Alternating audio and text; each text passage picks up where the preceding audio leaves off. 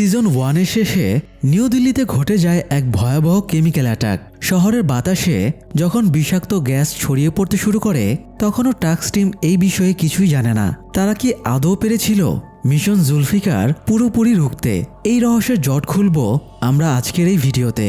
এদিকে শ্রীলঙ্কার বিদ্রোহীরা হয়ে উঠেছে আরও ভয়ানক। এবার তাদের টার্গেট ভারত। তাদের সঙ্গে হাত মিলিয়ে টেররিস্টরা গোপনে শুরু করেছে মিশন জুলফিকার 2 এর পরিকল্পনা। তারা কি করতে চলেছে? শ্রীকান্ত কি পারবে বিদ্রোহী আর টেররিস্টদের একসাথে রুখে দিতে? চলুন আজ জেনে নেওয়া যাক সেই গল্পটাই।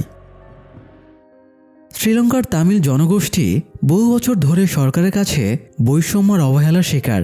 শিক্ষা, চিকিৎসা কিংবা অন্যান্য মৌলিক অধিকার সব দিক থেকেই তারা বঞ্চিত।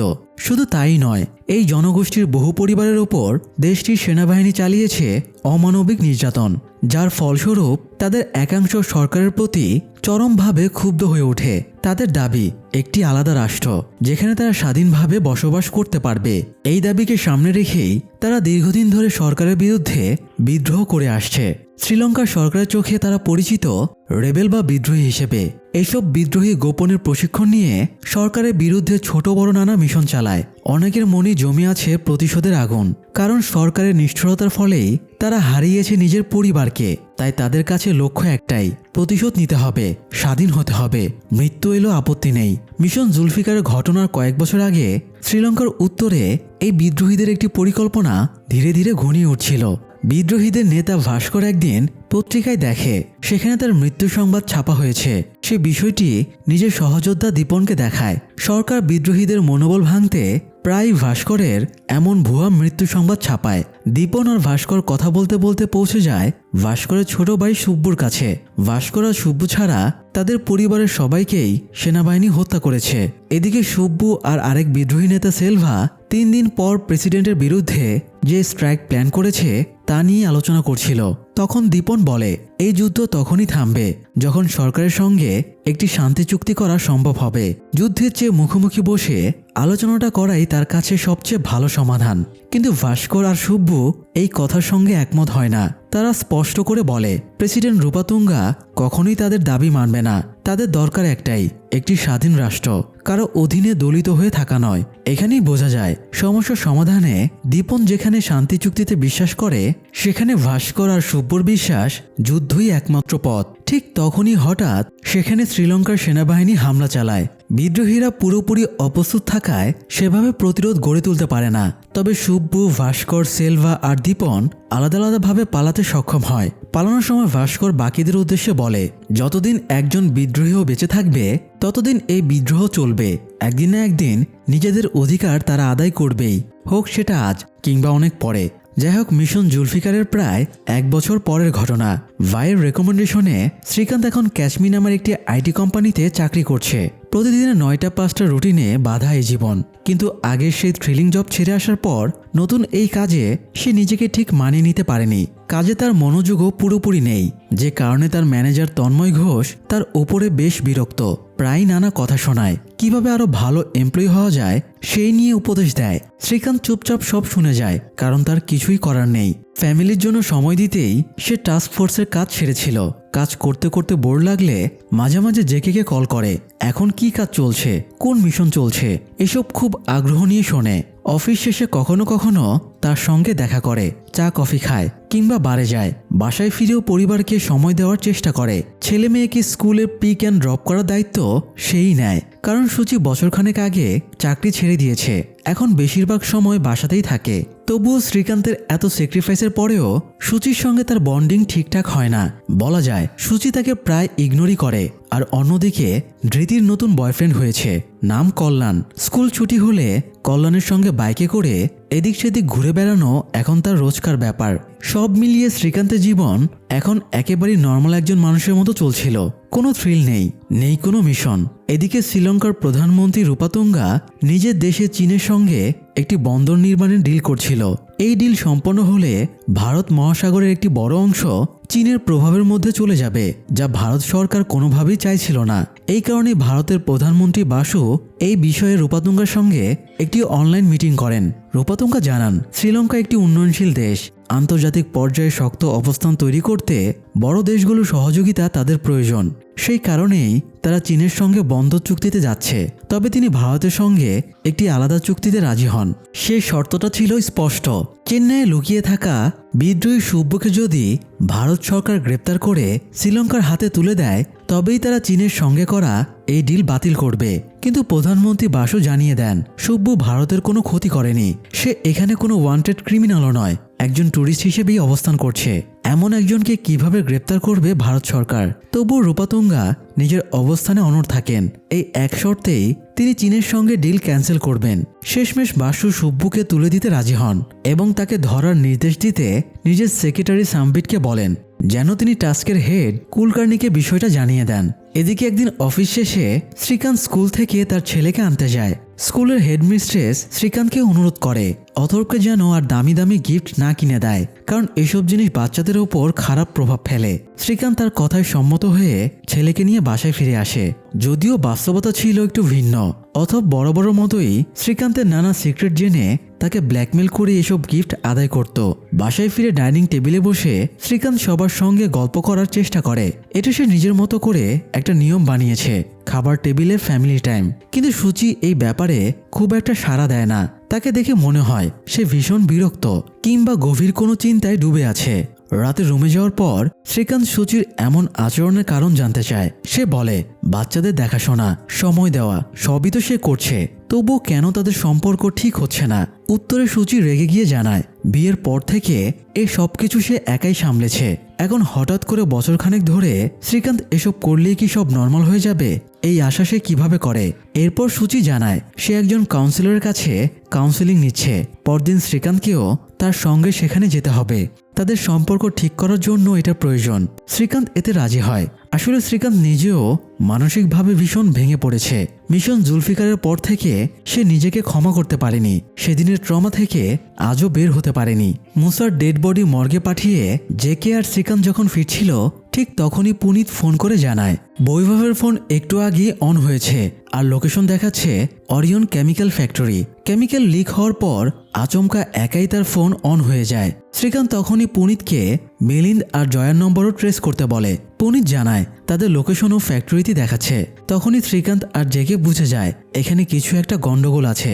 সঙ্গে সঙ্গে ব্যাকআপ কল করে তারা দ্রুত অরিয়ন ফ্যাক্টরির দিকে রওনা দেয়। এদিকে আহত অবস্থাতেই জয়া নিজের ফ্যাক্টরিতে থাকা মাস্ক পরে নেয় এবং মিলিন্দকেও পরিয়ে দেয়। কোনো রকমে সে মিলিন্দকে নিয়ে গাড়িতে করে ফ্যাক্টরি থেকে বেরিয়ে আসে। তারা প্রাণে বেঁচে গেলেও সুস্থ হতে তাদের অনেক সময় লেগেছে। জয়া তো হাঁটা চলার শক্তিটাই হারিয়ে ফেলে। তবে শ্রীকান্তের টিম সময় মতো অরিয়ন কেমিক্যালে পৌঁছে যাওয়ায় কেমিক্যাল অ্যাটাকের ক্ষয়ক্ষতি যতটা হওয়ার কথা ছিল ততটা হয়নি। তারা পৌঁছে দ্রুত বিষাক্ত কেমিক্যাল বার্ন করার চিমনি চালু করে দেয়। তবুও অনেক মানুষ মারা যায়, অনেকে গুরুতর আহত হয়। এই কারণে ঘটনাটি নিউজের শিরোনামে চলে আসে। টাস্ক হেড কুলকার্নি এই ঘটনাকে টেররিস্টের বিজয় হিসেবে তুলে ধরতে চাননি, তাই অরিয়ন কেমিক্যালের মালিককে ডেকে প্রেসের সামনে দিয়ে বলানো হয় এটা তাদের নিজেদের গাফলতির ফল, নিছকই একটি দুর্ঘটনা। এই ঘটনার পরই শ্রীকান্ত তার চাকরি ছেড়ে দেয়, কারণ মানুষের মৃত্যুর দায় আর নিজের কাঁধে নিতে সে আর প্রস্তুত ছিল না। যাই হোক, শ্রীকান্ত আর জেকে একদিন মিলিন্দের বাসায় যায়। সেও কেমিক্যাল অ্যাটাকের ঘটনার ট্রমা থেকে বের হতে পারেনি। দীর্ঘদিন অসুস্থ থাকার পর এখন সে সুস্থ। সেই ঘটনার পর সেও চাকরি ছেড়েছে। শ্রীকান্ত আর জেকে এসেছে মিলিন্দকে বুঝিয়ে টাস্কে ফেরত পাঠাতে। মিলিন্দকে তারা বুঝিয়ে বলে যে এই ঘটনায় মিলিন্দের কোনো দোষ নেই, বরং কিছু মানুষ মারা গিয়েছে বটে, কিন্তু পুরো দিল্লির মানুষকে তো তারা বাঁচাতে পেরেছে। টাস্ক যে তাকে আবার ফেরত চাচ্ছে সেটা বলার জন্য মিলিন্দ একদিন জয়ার বাসায় যায়। জয়াও মিলিন্দকে উৎসাহ দেয় টাস্কে ব্যাক করার জন্য, শুধু বলে দেয় সেফ থাকতে। যাই হোক, এদিকে প্রধানমন্ত্রী বাসু কুলকার্নিকে আদেশ দেয় সুব্বুকে ধরে আনতে। সুব্বু তখন চেন্নাইয়ের একটা হোটেলে ছিল। সুব্বুকে ধরে দিল্লিতে আনার দায়িত্ব দেওয়া হয় জেকে। জেকে যাওয়ার আগে চেন্নাইয়ের স্থানীয় পুলিশ যায় সুব্বুকে ধরতে। হোটেল ঘেরাও করে পুলিশ অফিসার মুথু সুব্বুকে অ্যারেস্ট করে আর অপেক্ষা করতে থাকে জেকের পৌঁছানোর। যেহেতু এটা একটা গোপন মিশন, তাই অন্য কোনো ফোর্সের হেল্পও নেওয়া চলবে না, গোপনেই কাজ সারতে হবে। যাই হোক, সুব্বু দুর্ধর্ষ বিদ্রোহী। সে পালানোর জন্য একে একে কয়েকজন পুলিশ অফিসারকে মেরে ফেলে। এরপর একটা রুমে প্রবেশ করে সেখানে থাকা একটা কাপলকে হোস্টেস বানিয়ে অপেক্ষা করতে থাকে পালানোর। এদিকে শ্রীকান্ত অফিসে বসে বোর হচ্ছিল। সে জেকেকে কল করে যখন এই মিশনের বিষয় শোনে তখন তার আগ্রহ বেড়ে যায়। বারবার কল করে আপডেট নিতে থাকে এই বিষয়ে। এক পর্যায়ে যখন শুনে সুব্বু ধরা দিতে রাজি না, একটা রুমে 2 জন মানুষকে বন্দি বানিয়ে সেখানে আছে, তখন শ্রীকান্তের মাথায় একটা আইডিয়া আসে। সে জেকেকে চেল্লাম নামের এক লোকের কথা বলে আর জানায় একমাত্র চেল্লামই পারবে এই সিচুয়েশনে হেল্প করতে। চেল্লাম নামের লোকটা সিভিল ওয়ারের সময় শ্রীলঙ্কাতে এজেন্ট হিসেবে কাজ করেছে, এমনকি বর্তমানে র হেডও তার আন্ডারে ট্রেন হয়েছে। তো চেল্লামের সাথে সুব্বুর বড় ভাই ভাস্করের সম্পর্ক আছে। চেল্লাম যদিও এখন রিটায়ার্ড হয়ে নিজেকে লুকিয়ে রেখেছে, তবুও সে হেল্প করতে পারবে। জেকে তখন শর্মা আর কুলকার্নি থেকে এই বিষয়ে পারমিশন নেয়। শ্রীকান্ত চেল্লামকে কল করে। চেল্লাম কয়েকটা ফোন ব্যবহার করে যাতে কেউ তাকে ট্রেস করতে না পারে, আর এক এক ধরনের লোকের সাথে কথা বলতে সে এক এক ফোন ইউজ করে। শ্রীকান্ত যে ফোনে কল করেছে সেটা থেকে কল কেটে দিয়ে অন্য একটা ফোন দিয়ে সে কল ব্যাক করে। ঘটনা শুনে সে এরপর ভাস্করকে কল দেয়। সিচুয়েশন শুনে ভাস্কর নিজের ভাইয়ের সাথে কথা বলতে চায়। জেকের ফোনে কল দেয় ভাস্কর। এরপর জেকে অফিসার মুথুকে ফোন ধরিয়ে দেয়। মুথু সুব্বুকে জানায় তার ভাই তার সাথে কথা বলতে চাচ্ছে। সুব্বু রুমে থাকা বন্দীদের দিকে বন্দুক তাক করে রেখে তাদের মাধ্যমে ফোন হাতে নেয় মুথুর থেকে। ভাস্কর সুব্বুকে ধরা দিতে বলে। সুব্বু প্রথমে ধরা দিতে না চাইলেও পরে ভাস্করের কথায় পুলিশের কাছে আত্মসমর্পণ করে। তাকে জেকের যে ফোনটা দেওয়া হয়েছিল ভাস্করের সাথে কথা বলতে, সেটা ছুঁড়ে ফেলে দেয়, যে কারণে ফোনটা ভেঙে যায়। নতুন ফোনটা ভেঙে যাওয়ায় জেকে আপসেট হয়ে যায়। এদিকে একদিন কল্যাণ ধৃতিকে তার বাসায় ড্রপ করতে আসে। ধৃতি বাসায় প্রবেশ করার পর দেখা যায় কল্যাণ সাজিদের সাথে মেসেজে কথা বলছে। সাজিদ তখন লন্ডনে আছে। ধৃতিকে বাড়ি পৌঁছে দেওয়ার কথা সে সাজিদকে জানাচ্ছে। এখন প্রশ্ন হচ্ছে কল্যাণকে সাজিদের সাথে তার কি সম্পর্ক? সাজিদ কি তবে ধৃতিকে ব্যবহার করে কোনো মিশন করার প্ল্যান করছে? যাই হোক, সাজিদ আর মেজর সামির মিলে একটি পরিকল্পনা করে। গাদ্দারির অপরাধে তারা জেনারেল আনসারিকে শাস্তি দেবে। লন্ডনের একটি রেস্টুরেন্টে বসে জেনারেল আনসারি খাবার খাচ্ছিলেন। সেই সময় সাজিদের এক লোক রেস্টুরেন্টের সিসিটিভি ক্যামেরা 10 মিনিটের জন্য অফলাইন করে দেয়। ঠিক তখনই মেজর সামির রেস্টুরেন্টে ঢোকে। আনসারির দেহরক্ষীরা তাকে আটকে দেয় এবং তল্লাশি করে দেখে তার কাছে কোনো অস্ত্র আছে কিনা। ক্লিন পাওয়ার পর আনসারি তাকে নিজের কাছে আসতে দেয়। মেজর সামির আনসারিকে শেষ মুহূর্তে গাদ্দারি করার জন্য দায়ী করে এবং বলে তার কারণেই মিশন জুলফিকার ব্যর্থ হয়েছে। উত্তরে আনসারি জানায় তার আসলে কিছু করার ছিল না। এরপর মেজর সামির জানায় সে মিশন জুলফিকার 2 এর পরিকল্পনা করছে আর সেখানে আনসারির সাহায্য দরকার। আনসারি সাহায্য করতে রাজি হলে সামির তার সঙ্গে হাত মিলিয়ে দ্রুত রেস্টুরেন্ট থেকে বেরিয়ে যায়। কিছুক্ষণের মধ্যেই আনসারির মৃত্যু হয়। আসলে মেজর সামির এমন একটি আংটি পরে এসেছিল যার ভেতরে ছিল বিশেষ ধরনের কেমিক্যাল। আনসারির সঙ্গে হাত মেলানোর আগে সে আংটিটি নিজের হাতের তালুতে সরিয়ে নেয়। আংটির ভেতরে থাকা পিনটি হ্যান্ডশেকের সময় চাপ লেগে আনসারির হাতের তালুতে ঢুকে যায় আর কেমিক্যালটি তার শরীরে প্রবেশ করে। মৃত্যুটাও এমনভাবে ঘটানো হয় যেন বাইরে থেকে দেখে কার্ডিয়াক অ্যারেস্ট বলে মনে হয়। এভাবেই সাজিদ আর সামিরের প্রতিশোধ নেওয়া সফল হয়। এদিকে চেন্নাইয়ের রাজি নামের এক তরুণী বলরাজ স্পিনিং মিলে কাজ করে। সেখানে তার সুপারভাইজার নন্দা প্রায় প্রতিদিনই তাকে নানাভাবে শারীরিকভাবে হেনস্থা করার চেষ্টা করে। শুধু তাই নয়, রাতে বাসায় ফেরার সময় একটি নির্দিষ্ট স্টপেজ থেকে রোজ এক লোক বাসে উঠে ভিড়ের সুযোগ নিয়ে রাজিকে স্পর্শ করে। রাজি কোনো প্রতিবাদ করে না, কিন্তু ভেতরে ভেতরে এই সব কিছু তাকে ভীষণভাবে কষ্ট দেয়। একা ভাড়া বাসায় থাকে সে, পরিবারের কেউ নেই তার পাশে। অন্যদিকে শ্রীকান্তকে নিয়ে সুচি তার কাউন্সিলরের কাছে যায়। সেখান থেকে দুজনকে একটি বই পড়তে দেওয়া হয় এবং বলা হয় পরের সেশনের আগে সেটা পড়ে আসতে। কাউন্সেলিংয়ের সময় কাউন্সিলর যখন শ্রীকান্তকে জিজ্ঞেস করে সুচির এমন একটা ভালো দিক বলতে যেগুলো তার ভালো লাগে, শ্রীকান্ত সেগুলো বলতে পারে না, কিন্তু সুচি ঠিকই শ্রীকান্তের ভেতরের অনেক ভালো দিক গুছিয়ে বলতে পারে। পরে কাউন্সিলর যখন শ্রীকান্তের ব্যক্তিগত জীবন আর তাদের সম্পর্ক নিয়ে আরও প্রশ্ন করতে শুরু করে তখন শ্রীকান্ত হঠাৎ রেগে যায়। সে কাউন্সিলরকে উল্টাপাল্টা কথা বলে সেখান থেকে বেরিয়ে আসে। ফলে তাদের আর কাউন্সিলিং এগোয় না। সুচি কাউন্সিলরের কাছে দুঃখ প্রকাশ করে সেখান থেকে চলে আসে। যাই হোক, লন্ডন থেকে মেজর সামির সাজিদকে একটি মিশনে ভারতে পাঠায়। যাওয়ার আগে স্পষ্ট করে বলে দেয় কাজ শেষ করে যেন এক মুহূর্ত দেরি না করে, সঙ্গে সঙ্গে যেন ফিরে আসে। এদিকে দীপন প্রধানমন্ত্রী বাসুর সেক্রেটারি সাম্বিতকে ফোন করে অনুরোধ জানায় সুব্বুকে যেন শ্রীলঙ্কার হাতে হ্যান্ডওভার না করা হয়, বরং যেন ছেড়ে দেওয়া হয়। কিন্তু সাম্বিত জানায় তার কিছুই করার নেই, কারণ সুব্বু ভারতে কয়েকজন পুলিশ অফিসারকে হত্যা করেছে, তাই তাকে ছাড়া যাবে না। এই খবর দীপন গিয়ে ভাস্করকে জানালে ভাস্কর উল্টো দীপনের উপর ক্ষিপ্ত হয়ে ওঠে, কারণ লন্ডন থেকে সুব্বুকে ভারতে কাজে পাঠানোর সিদ্ধান্তটা নিয়েছিল দীপনই। দীপন ভাস্করকে মাথা ঠান্ডা রাখতে বলে, নইলে এতদিন ধরে তারা যে অবস্থান তৈরি করেছে সবটাই ভেঙে পড়বে। আসলে ভাস্কর, সুব্বু আর দীপন মিলে লন্ডনে শ্রীলঙ্কার তামিল জনগোষ্ঠীর জন্য একটি প্রবাসী সরকার গড়ে তুলেছে। ধীরে ধীরে তারা বিভিন্ন বড় দেশের সমর্থন পাওয়ার চেষ্টাও চালাচ্ছে। এদিকে একদিন স্কুল ছুটির পর ধৃতি কল্যাণের সঙ্গে ঘুরতে বের হয়। কল্যাণ তাকে নিয়ে যায় একটি কনস্ট্রাকশন এলাকায়। তারপর একটি নির্মাণাধীন ভবনের একেবারে ওপরের তলায় নিয়ে যায় ধৃতিকে। সেখানে গিয়ে কল্যাণ ধৃতিকে জিজ্ঞেস করে সে কি তাকে বিশ্বাস করে। ধৃতি বিশ্বাসের কথা জানালে কল্যাণ তাকে চোখ বন্ধ করতে বলে। সারপ্রাইজ ভেবে ধৃতি চোখ বন্ধ করে নেয়। তখন কল্যাণ তাকে নিয়ে যায় ভবনের একেবারে শেষ প্রান্তে, যেখান থেকে এক পা বাড়ালেই নিচে পড়ে নিশ্চিত মৃত্যু। চোখ খুলে এই দৃশ্য দেখে ধৃতি আতঙ্কিত হয়ে পড়ে।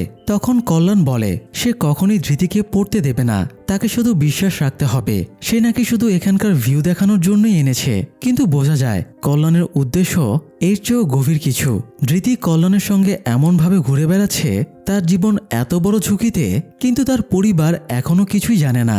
অথর্ব মাঝে মাঝে তার বাবা মাকে বোঝানোর চেষ্টা করে যে ধৃতির একটা বয়ফ্রেন্ড আছে, কিন্তু সবাই ধরে নেয় সে মজা করছে, তার কথা কেউ গুরুত্ব দেয় না। এদিকে শ্রীকান্ত তার আইটি অফিসের কাজে দিন দিন আরও বিরক্ত হয়ে উঠেছে। অফিসের কোনো প্রোগ্রামে সে অংশ নেয় না। এই কারণে ম্যানেজার তন্ময় ঘোষ প্রায় তাকে নানা কথা শোনায়, সবার সঙ্গে মিশতে উপদেশ দেয়। শ্রীকান্ত সবকিছু মুখ বুঝে সহ্য করে যায়। এমনই একদিন অফিস থেকে বের হওয়ার পর উন্মেষ নামের এক লোক তার সঙ্গে কথা বলতে আসে। উন্মেষ একজন সাংবাদিক। সে শ্রীকান্তকে করিমের মার্ডার নিয়ে প্রশ্ন করে। আসলে করিমের সেই ভিডিও হাতে পাওয়ার পর জোনালি সেটি অনলাইনে আপলোড করেছিল, কিন্তু টাস্ক থেকে মাত্র ঘণ্টাখানেকের মধ্যেই ভিডিওটি ইন্টারনেট থেকে সরিয়ে ফেলা হয়। উন্মেষ এই বিষয়ে টাস্কের অনেক সদস্যদের ইন্টারভিউ নিতে চেয়েছে, কিন্তু কেউই মুখ খোলেনি। শ্রীকান্ত যেহেতু টাস্ক ছেড়ে দিয়েছে, তাই উন্মেষ তার কাছে এসেছে যদি সে সত্যিটা ফাঁস করে। কিন্তু শ্রীকান্ত কিছুই বলে না, উল্টো উন্মেষকে হুমকি দেয় সে যদি আবার কখনো তার সামনে আসে তাহলে শ্রীকান্ত তার খবর করে ছাড়বে। এই কথা বলে শ্রীকান্ত সেখান থেকে চলে যায়। এই ঘটনার পর শ্রীকান্ত কুলকার্নির সঙ্গে দেখা করে। সে বলে টাস্কের উচিত অন্তত করিমের পরিবারকে সত্যিটা জানানো, নইলে আজীবন তাদের করিমের টেরোরিস্ট তকমার বোঝা বয়ে বেড়াতে হবে। কুলকার্নি জানায় টাস্কের লোকদের এতটা ইমোশনাল হলে চলবে না, সব দিক মাথায় রেখে সিদ্ধান্ত নিতে হয়। সে শ্রীকান্তকে টাস্কে ফিরে আসার প্রস্তাবও দেয়, কিন্তু শ্রীকান্ত রাজি হয় না। এদিকে সুব্বুকে নিয়ে অফিসার মধু কোর্টে হাজির হয়। সেখানেই তার বিচার হওয়ার কথা, কিন্তু কোর্ট চত্বরে আগে থেকেই সাজিদ একটি স্কুটিতে বোমা সেট করে রেখেছিল। সুব্বু যখন সেই স্কুটির কাছাকাছি আসে তখনই সাজিদ বোমা বিস্ফোরণ ঘটিয়ে পালিয়ে যায়। ঘটনাস্থলে সুব্বুর মৃত্যু হয়। মেজর সামিরের এই মিশনের উদ্দেশ্য ছিল শ্রীলঙ্কার বিদ্রোহীদের ভারত সরকারের বিরুদ্ধে খেপিয়ে তোলা।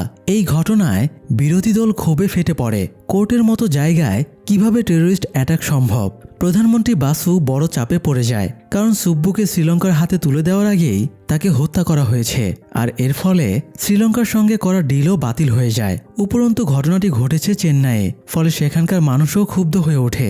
এই পরিস্থিতিতে বাসু সাম্বিতকে নির্দেশ দেয় শ্রীলঙ্কার প্রধানমন্ত্রীর সঙ্গে চেন্নাইতে একটি বৈঠক ফিক্সড করতে, যাতে স্থানীয় মানুষ তার উপস্থিতি আবার টের পায়। এদিকে লন্ডনে নিজের ভাইয়ের মৃত্যুর সংবাদ পেয়ে ভাস্কর সম্পূর্ণ ভেঙে পড়ে। সে দীপনকে জানায় সে প্রবাসী সরকারের প্রধানমন্ত্রী পদ থেকে পদত্যাগ করছে, এমনকি দলও ছেড়ে দিচ্ছে। ঠিক এই সুযোগেই মেজর সামির ভাস্করের সঙ্গে যোগাযোগ করে। সে বলে সুব্বুর হত্যার প্রতিশোধ নিতে সে ভাস্করকে সাহায্য করবে, কারণ তাদের দুজনেরই শত্রু এক, ভারত সরকার। এই কথোপকথনের সময়ে ভারতের রয়ের একজন গুপ্ত এজেন্ট তাদের ছবি তুলে নেয়। এদিকে ভাস্কর শ্রীলঙ্কা থেকে পালিয়ে আসা আরেক বিদ্রোহী সেলভাকে ফোন করে। নিজের পরিকল্পনার কথা জানিয়ে সে জানতে চায় দলের পুরনো সদস্যদের মধ্যে কতজন এখনও বেঁচে আছে। সেলভা জানায় 4 জন। ভাস্কর তাদের সবাইকে আবার একত্র হওয়ার নির্দেশ দেয় এবং যে কোনো মিশনের জন্য প্রস্তুত থাকতে বলে। সে আরও জানায় শিগগিরই একজন নতুন লোক তাদের সঙ্গে যোগ দেবে। আসলে সে মেজর সামিরের পক্ষ থেকে সাজিদকে পাঠানোর কথাই বলছিল। এদিকে ফ্যাক্টরি থেকে ফেরার পথে সেই লোকটা বাসে রাজিকে সেদিন আরও বেশি হ্যারাস করতে থাকে। রাজি বাস থেকে নামলে লোকটা তার পিছু নেয়। রাজি একটি নির্জন গলিতে ঢুকে পড়ে, চারপাশে কেউ আছে কিনা দেখে নেয়। তারপর লোকটাকে মারধর করে গুরুতর আহত করে ফেলে। তার লড়াইয়ের ধরন দেখে স্পষ্ট বোঝা যায় রাজি একজন ট্রেইন ফাইটার। বাসায় ফিরে টিভি নিউজে রাজি দেখে শ্রীলঙ্কার বিদ্রোহীদের প্রধান ও প্রবাসী সরকারের নেতা ভাস্কর পদত্যাগ করেছে। এই খবর দেখে সে নিজের ট্রাঙ্ক থেকে বিদ্রোহীদের ইউনিফর্ম বের করে পড়ে এবং আত্মহত্যা করতে যায়। আসলে রাজিও একজন বিদ্রোহী। সে ভারতে আন্ডারগ্রাউন্ডে থেকে পরবর্তী মিশনের অপেক্ষায় ছিল। একসময় তারও একটি স্বাভাবিক পরিবার ছিল, কিন্তু শ্রীলঙ্কার সেনাবাহিনী তার বাবা আর ভাইকে হত্যা করে। এরপর তাকে বন্দি করে দিনের পর দিন ধর্ষণ করা হয়। সেখান থেকে তাকে উদ্ধার করেছিল ভাস্করের টিম। সেই মুহূর্ত থেকেই প্রতিশোধের আগুনে সে বিদ্রোহীদের সঙ্গে যোগ দেয়। এরপর বছরখানেক আগে শরণার্থী শিবিরে তার মাও মারা যায়। ফলে তার জীবনে আর কোনো পিছুটান অবশিষ্ট ছিল না। বিদ্রোহীদের নিয়ম অনুযায়ী মরে গেলেও ধরা দেওয়া যাবে না, তাই প্রত্যেক বিদ্রোহীর কাছেই লুকিয়ে রাখা থাকে বিষ, যাতে যে কোনো মুহূর্তে আত্মহত্যা করা যায়। ভাস্করের পদত্যাগের খবর দেখে রাজি ভেঙে পড়ে। সে ভাবে এবার বুঝি বিদ্রোহী শেষ। সেই হতাশা থেকেই সে আত্মহত্যার সিদ্ধান্ত নিয়েছিল। ঠিক তখনই সেলভা তাকে ফোন করে এবং পরবর্তী মিশনের জন্য প্রস্তুত থাকতে বলে। কিন্তু সেই মিশনটা আসলে কি? মেজর সামির আর ভাস্কর মিলে কি করতে চলেছে? টেরোরিস্ট আর বিদ্রোহীরা এবার এক হয়ে গেছে, আর সামনে অপেক্ষা করছে আরও ভয়ঙ্কর এক অধ্যায়। যাই হোক, সূচি অরবিন্দের সঙ্গে ঘনিষ্ঠ হয়ে যাওয়া আর শ্রীকান্তের সঙ্গে দূরত্ব বেড়ে যাওয়ায় গভীর ডিপ্রেশনে ভুগছিল। কাউন্সিলরের কাছে সে জানায় শ্রীকান্তকে সবকিছু সে বলে দিতে চায়, কিন্তু কাউন্সিলর তাকে এই বিষয়ে শ্রীকান্তকে কিছু না বলতে বলেন, কারণ এতে তাদের সম্পর্ক আরও খারাপ হতে পারে। শ্রীকান্ত ব্যাপারটা মেনে নাও নিতে পারে। তার চেয়ে বরং সূচি যেন নিজেকে রিকভার করার চেষ্টা করে, সব ভুলে নতুন করে যেন শুরু করে। কাউন্সিলরের মতে জব ছেড়ে সারাক্ষণ বাসায় থাকার কারণেই সূচির মাথায় এসব উল্টাপাল্টা চিন্তা আসছে, তাই তিনি তাকে আবার কাজে যোগ দেওয়ার পরামর্শ দেন। এদিকে কয়েক বছর আগে সেলভা ও রাজির টিম শ্রীলঙ্কার সেনাবাহিনীর একটি ঘাঁটিতে আক্রমণ চালায়। সেনাদের হত্যা করার পর সেখানে তারা বিপুল পরিমাণ উচ্চমাত্রার বিস্ফোরক খুঁজে পায়। ভবিষ্যতে কাজে লাগবে ভেবে সেলভা সেগুলো ভারত ও শ্রীলঙ্কার মাঝামাঝি একটি জায়গা পয়েন্ট পেড্রোতে লুকিয়ে রাখতে বলে।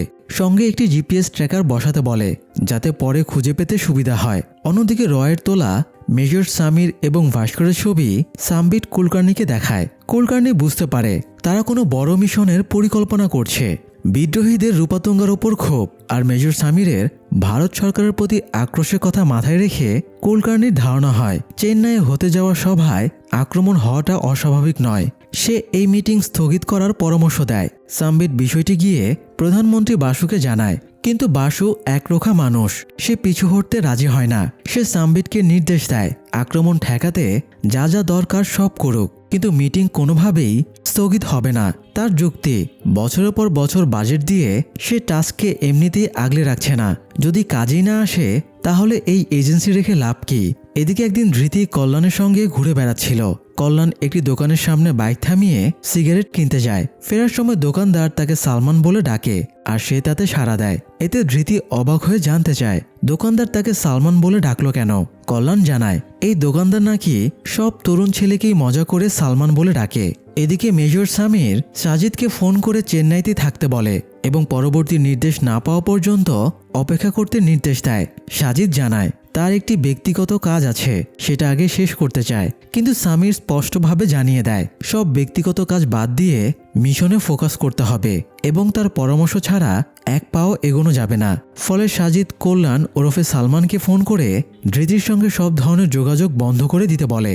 এদিকে জেকে শ্রীকান্তের সঙ্গে তার অফিসে দেখা করে চেন্নাই মিশনের কথা জানায় এবং তাকে আবার টাস্কে ফিরে এসে মিশনে অংশ নেওয়ার প্রস্তাব দেয়, কিন্তু শ্রীকান্ত রাজি হয় না।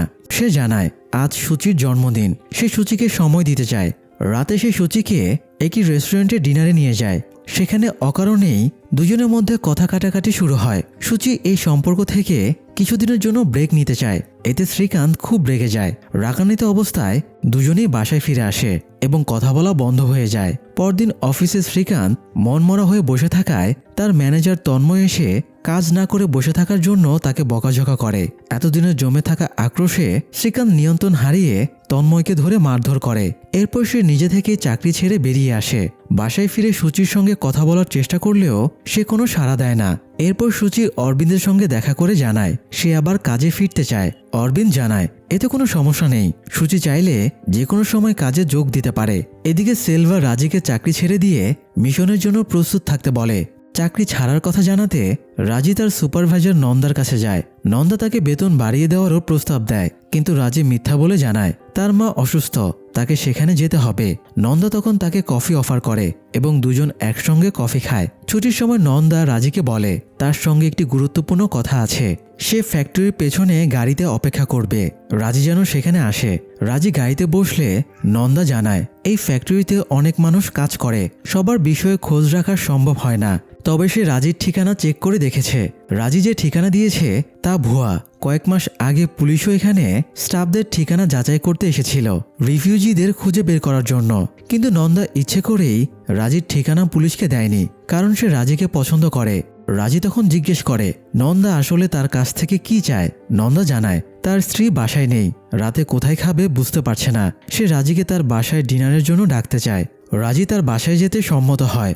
রাতে নন্দার বাসায় গিয়ে রাজি খাবার রান্না করে দেয়। খাবার খাওয়া শেষ হলে নন্দা তার সঙ্গে শারীরিক সম্পর্ক স্থাপনের চেষ্টা করে। সেই মুহূর্তে রাজির মনে পড়ে যায় সেনাবাহিনীর ক্যাম্পে তার ওপর হওয়া নির্যাতনের কথা। সে নিয়ন্ত্রণ হারিয়ে ফেলে এবং খালি হাতেই নন্দাকে হত্যা করে। এই ঘটনায় বোঝা যায় মেয়ে হলেও রাজি শারীরিকভাবে কতটা শক্তিশালী। রাজি আসলে বিদ্রোহীদের এয়ারফোর্সে কাজ করত। অল্প সময়ের মধ্যেই ট্রেনিংয়ে সে সবার চেয়ে এগিয়ে যায় এবং বিদ্রোহীদের মধ্যে সেরা পাইলটে পরিণত হয়। এই কারণে ভাস্কর নিজে তাকে সম্মাননা দিয়েছিল। এখন হুঁশ হারিয়ে সে নন্দাকে মেরে ফেলেছে ঠিকই, কিন্তু পুলিশি ঝামেলায় জড়ানো তার পক্ষে কোনোভাবেই সম্ভব নয়। একদিকে সে একজন বিদ্রোহী, তার উপর আবার খুন করেছে। পুলিশি ঝামেলা জড়ালে পরের মিশনে অংশ নেওয়াটাই ঝামেলার হয়ে যাবে। তাই সে নন্দার লাশ কেটে টুকরো টুকরো করে, এরপর তাতে ফরমালিন মেশায় যাতে লাশ না পচে আর দুর্গন্ধ না ছড়ায়। সুযোগ পেলেই সে ময়লার পলিথিনে করে অল্প অল্প করে লাশের টুকরোগুলো নোংরা ডোবার পানিতে ফেলে দিয়ে আসে। এই কাজ চলতে থাকে রাতের আধারে, সম্পূর্ণ গোপনে। এদিকে শ্রীকান্ত নিজের অপরাধবোধ থেকে করিমের গার্লফ্রেন্ড জোনালির সঙ্গে দেখা করে। সে জানায় করিম আসলে কোনো টেরোরিস্ট ছিল না, আর তার মৃত্যুটা তাদের ভুলের কারণেই দুর্ঘটনাবশত হয়েছিল। কথা বলতে বলতে শ্রীকান্ত বুঝতে পারে জোনালি তাদের এই কথোপকথন রেকর্ড করছে। ফিরে যাওয়ার সময় সে জোনালিকে বলে আসে সে চাইলে এই রেকর্ডিং দিয়ে যা খুশি করতে পারে। করিমের মৃত্যুর দায়ভার নিতে সে প্রস্তুত। জোনালি জানিয়ে দেয় সে কোনোদিনই তাদের ক্ষমা করবে না। যাই হোক, করিমের মৃত্যুর সত্যিটা বলে এসে শ্রীকান্ত নিজের ভেতরটা গুছিয়ে নেয়। সে সিদ্ধান্ত নেয় আবার টাস্কে যোগ দেওয়ার। টাস্কের সবাই তার এই কামব্যাকে খুশি হয়। এবার সে চেন্নাই যাবে টেরোরিস্টদের পরবর্তী মিশন সামলাতে, ন্যাশনাল সিকিউরিটির দায়িত্বে। এদিকে অথর্বের ইদানিং হিপনোটিজমের প্রতি আগ্রহ তৈরি হয়েছে। যাকে পায় তাকেই সে হিপনোটাইজ করার চেষ্টা করে। চেন্নাই যাওয়ার জন্য রেডি হয়ে শ্রীকান্ত সূচির আসার অপেক্ষায় ছিল। তখন অথর্ব তাকেও হিপনোটাইজ করার চেষ্টা চালাচ্ছিল। সূচি ঘরেই ছিল, কিন্তু শ্রীকান্ত চলে যাবে জেনেও তার সঙ্গে দেখা করতে আসেনি। ধৃতি তার বাবা মায়ের এই দূরত্বে খুব বিরক্ত। ছেলে মেয়েদের সামনে সম্পর্কটা স্বাভাবিক দেখানোর জন্য শ্রীকান্ত সূচির ঘরে গিয়ে নানা ছলে কথা বলার চেষ্টা করে, কিন্তু সূচি কোনো রেসপন্স না করায় সে শুধু ছেলে মেয়েদের কাছ থেকে বিদায় নিয়েই চেন্নাইয়ের উদ্দেশ্যে বের হয়ে যায়। চেন্নাই পৌঁছে মিলিন্দ, জেকে, শ্রীকান্ত আর মুথু এক হয়। তারা চারজনে মিলে একই সাথে এই কেসে কাজ করবে। শ্রীকান্ত তার ছেলে এবং মেয়েকে কল দিয়ে কথা বলার চেষ্টা করে, কিন্তু কেউই তার কল রিসিভ করে না। এদিকে ফ্যাক্টরিতে নন্দা নিখোঁজ থাকায় একটি পুলিশ কেস হয়। এই কেস ইনভেস্টিগেট করার দায়িত্ব পড়ে অফিসার উমাইলের ওপর। উমাইল রাজির ফ্যাক্টরিতে এসে কর্মীদের নন্দার ব্যাপারে জিজ্ঞাসাবাদ করতে থাকে। তখন রাজিকেও সে প্রশ্ন করে। নন্দার বিষয় জানতে চাইলে রাজি জানায় নন্দার মধ্যে খারাপ কিছু সে কখনো দেখেনি। এরপর উমাইল জানতে পারে রাজি চাকরি ছাড়তে চাইছে। সে রাজিকে জানিয়ে দেয় নন্দার কেস সলভ না হওয়া পর্যন্ত শহর ছেড়ে যাওয়া যাবে না, আর নিজের ঠিকানা পুলিশকে দিয়ে যেতে হবে। রাজি নিজের ঠিকানা পুলিশকে দিয়ে দেয়। এদিকে টাস্কের টিম চেন্নাইয়ে নিজেদের কাজ শুরু করে দেয়। তারা শহরে থাকা সব বিদ্রোহী আর টেরোরিস্টদের ট্র্যাক করার চেষ্টা চালাতে থাকে। অন্যদিকে সাজিদ সেলভার সঙ্গে দেখা করে। তারা টিম একত্র করার জন্য একটা মিটিং ডাকে। সেখানে আরও দুজন বিদ্রোহী প্রভু আর কার্তিক যোগ দেয়। সেলভা তাদের সঙ্গে সাজিদের পরিচয় করিয়ে দেয় এবং জানায় চিফ নিজেই সাজিদকে পাঠিয়েছে। রাজিও সেখানে আসে। তারা বসে নেক্সট মিশনে কিভাবে কাজ করবে সবকিছু ঠিক করে নেয়। এই মিশনের মেইন অ্যাসেট হলো রাজি। এদিকে শ্রীকান্ত আবারও চেল্লামের সঙ্গে যোগাযোগ করার চেষ্টা চালাতে থাকে হেল্প পাওয়ার জন্য। যাই হোক, সুচি আবার অফিসে যোগ দেয়। শুরুর দিকে সে অরবিন্দের সঙ্গে দূরত্ব বজায় রেখেই চলে, কিন্তু ধীরে ধীরে তাদের মধ্যে বন্ধুত্বটা আবার স্বাভাবিক হতে থাকে। অন্যদিকে সাজিদের কথায় কল্যাণ ধৃতির সঙ্গে সব ধরনের যোগাযোগ বন্ধ করে দেয়। ধৃতি একের পর এক কল এবং মেসেজ করতে থাকে। একসময় কল্যাণ ফোন রিসিভ করে জানায় পারিবারিক সমস্যার কারণে এবং বাবার কড়া মনোভাবের জন্য সে আর ধৃতির সঙ্গে সম্পর্ক রাখতে পারবে না। কিন্তু ধৃতি বারবার তাকে বোঝানোর চেষ্টা করে তারা তো একসময় অ্যাডাল্ট হবেই, তখন নিজেরা নিজের সিদ্ধান্ত নিতে পারবে। তাহলে এখন শুধু বড়দের কথা শুনে কী লাভ? কল্যাণের মনেও ধৃতির জন্য একটা সফট কর্নার ছিল। সে পরদিন ধৃতির সঙ্গে দেখা করতে চায়।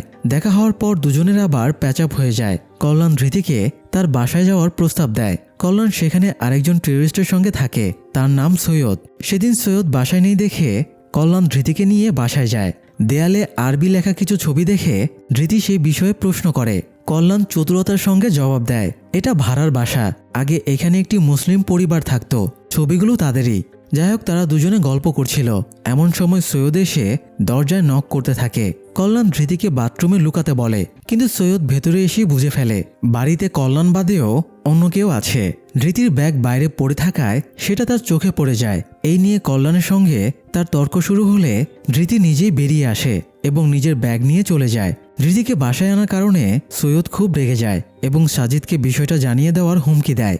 এদিকে লন্ডনে মেজর সামির ভাস্করের সাহায্যে চেন্নাইয়ের টাইগ্রিস অ্যাভিয়েশন নামে একটা ফ্লাইং স্কুল কিনে নেয় মিয়াপ্পান নামের এক ব্যক্তির কাছ থেকে। তার পরিবার দেশের বাইরে শিফট করে যাওয়ায় দেশের ফ্লাইং স্কুল চালানোর কেউ ছিল না, তাই বহুদিন ধরে বন্ধ পড়ে থাকা স্কুলটি সে বিক্রি করে দেয়। ওই ফ্লাইং স্কুলটি যেখানে প্রধানমন্ত্রীর মিটিং হবে সেখান থেকে খুব কাছেই অবস্থিত। দীর্ঘদিন বন্ধ থাকায় জায়গাটির দিকে কারোর বিশেষ নজরও নেই। সেলভা, সাজিদ, কার্তিক আর প্রভু সেখানে নিজেদের কাজ শুরু করে দেয়। এদিকে চেল্লাম গোপনে একটি রেস্টুরেন্টে দেখা করার জন্য শ্রীকান্তকে মেসেজ করে। শ্রীকান্ত যে টেবিলে বসে খাচ্ছিল তার ঠিক পেছনে বসে চেল্লাম শুধু জানায় সে টেবিলে একটি নিউজ পেপার রেখে যাবে। শ্রীকান্ত যেন সেটা নেয়। ওই পেপারেই চেল্লাম এই এলাকার সব বিদ্রোহীদের ঠিকানা লিখে দিয়েছে।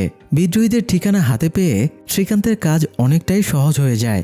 অন্যদিকে উমাইল পরদিন আবার ফ্যাক্টরিতে তদন্তে আসে। সেখানে আরেকজন ওয়ার্কারের কাছ থেকে জানতে পারে নন্দা রাজিকে পছন্দ করত, কিন্তু রাজি এই বিষয়ে খুব বিরক্ত ছিল।